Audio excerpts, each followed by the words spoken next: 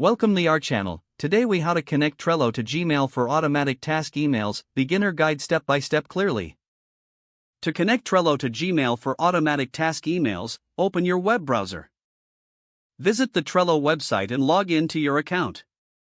On the Trello homepage, locate the board you want to connect to Gmail. Click on that specific board to open it. Next, navigate to the menu on the right side of the board. Select Power UPS from the menu options. In the Power UPS directory, search for Email for Trello. Click on the Add button next to the Email for Trello power-up. Once added, click on the gear icon to configure the settings. You will see an option to generate a special email address. Copy that unique email address provided for your Trello board. Now, open your Gmail account in a new tab. Click on the gear icon in the upper right corner of Gmail. Select See All Settings from the drop-down menu.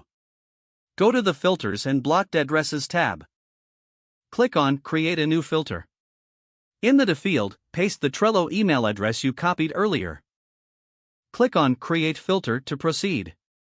In the next window, choose Forward it to if you want to direct these emails elsewhere. Make sure to check Apply the label and create a new label like Trello Tasks. Click Create Filter to save your changes.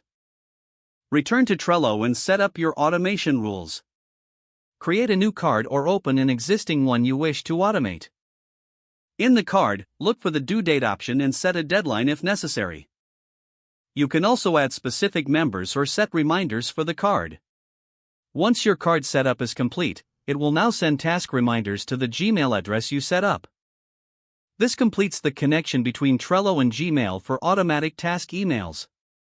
You can now manage tasks efficiently right from your inbox. Feel free to explore additional settings and features to enhance your experience. If the page does not load, refresh the browser or try again in a private or incognito window. Make sure you are using the correct email address, then retype it carefully to avoid small typos. Don't forget to like this video and subscribe to our channel for more step-by-step tech guides.